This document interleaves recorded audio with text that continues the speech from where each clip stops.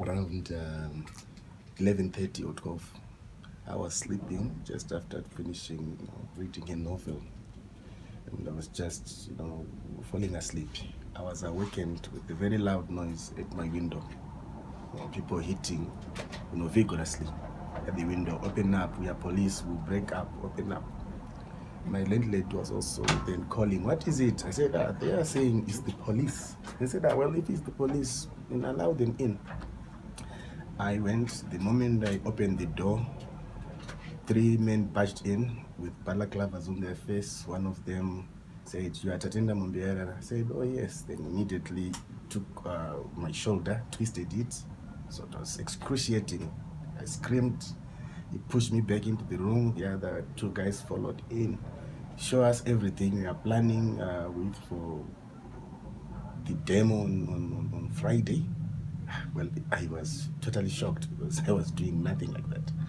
We are very much aware that after your training in the Maldives, you were preparing to unleash violence, and you were given money and other resources to be able to do this on Friday.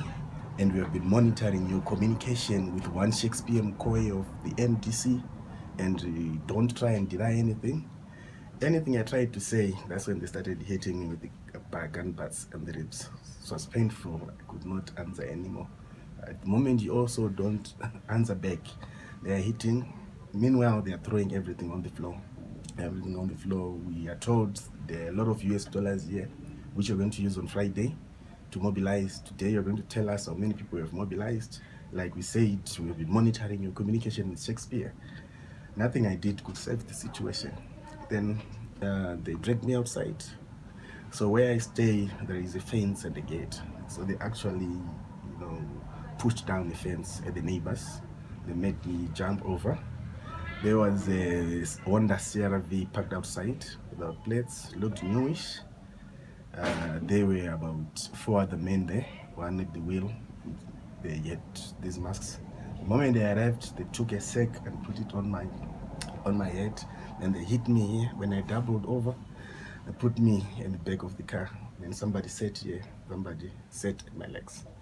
Then for the next 30 minutes, they would just hit at me discriminately whilst we're driving. If you're not going to tell us the truth, choose what kind of coffin you want, those kind of traumatizing things. I could only cry.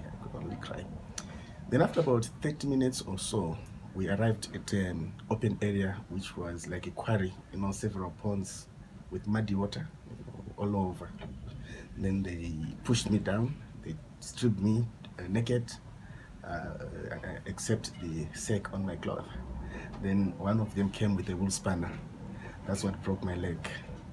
He hit me and I screamed. Afterwards, they were just clubbing me all over. But after my leg broke, it didn't seem to matter anymore. They beat me first below the feet with that wool spanner. So this one is swollen but not broken. Then after that, somebody came with something like a club. That's why my thighs are swollen. Started clubbing me systematically up and down. Then they turned me over and started hitting me, I think with a whip of something, because I could hear myself tearing. See myself. I could scream. Then I was like in a trance. That's when somebody spoke on the radio. They had a radio, communication radio, something. Then they came and smeared something which was so hot on my buttocks. I screamed. Then they pushed me in the muddy water. Then I heard the car reversing. So for some minutes, I think perhaps I actually called, blackened out, because I remember just like feeling so cold and failing to breathe. Then I realized it is sick. I tried to use this hand, I could not. And I managed to use my right hand to move the sack. I tried to stand up, I could not. So I crawled out of that pond, sat for some time, just trying to gather. But I realized if I stay for long, I may actually be incapacitated to move. So I started crawling, bruised my knees all over. I started crawling, I think for about 45 minutes to an hour. Then I came to an area in Hatfield, I think from Zimfos to Hatfield. And the unfortunate part, the first house I got to, I was screaming, I was whitish all over. The guy just came firing. You are a robber. What are you doing? No, I'm not. Get up. I tell him I can't. My leg is broken. The wife, I think, intervened because they later on came, approached me with his gun. The wife said, no, no, no, no, there are a lot of robbers here and a lot of these things are happening. They threw a blanket over me. I said, please just take me to the police and so that I get help. I'll talk the rest. He took 2 neighbors and his car. Then we went to Hatfield police station. When we arrived there, he introduced himself as what was the name, Ashley? The guy who called you? Matula. I said he's a deputy intelligence officer. And he said, my heart said, oh God. So I said, no, I was robbed at a bus station. He stayed. I didn't change my statement. Then he said, okay, I've done my part, let me go. Then when he left, then I told the police, look, I could not disclose because I have reason to believe the people who did this to me are state actors. But the reality of the situation is this. This is what happened in Chitungwiza and how I ended up being where I was. And they were sympathetic, the police, they understood. So the only other incident which unsettled me, as we were talking, a certain gentleman came. He said, I heard somebody has been mugged. I want to hear the story. I was just at the guard room of the police. I can bet my last dollar from the voice is one of the guys who were interrogating me. And I indicated that to the police. I later on indicated that to the lawyers as well. So I managed to ask the police to call my colleagues.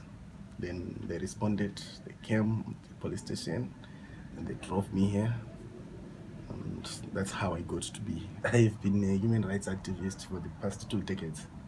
And I've never encountered such sadist.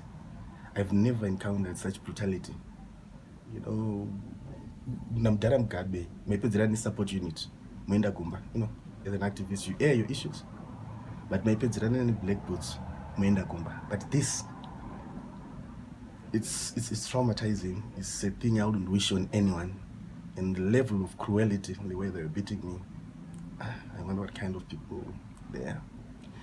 So it's sad because I have no doubt these are trained men. Their weapons were clear. These were AK-47 rifles. They had a communication radio, which security forces use. Their demeanor, you could tell these are trained people. Going forward is the same as going backwards. You just go forward. That way you leave a legacy of hope. Because I wasn't doing anything, like I told you. I had not been feeling well for a week. I was actually booked in at Corporate 24. So I was actually recuperating, not involved in any way. If you check my Facebook post, you will see the date has been long. So even if I wasn't doing anything, this is what happened to me. So people who believe in what they believe, no one will make Zimbabwe better for us. It's not easy because I won't lie, I wouldn't want to go through this again. I have never screamed the way I screamed. Even up to now, I can't still believe I am alive.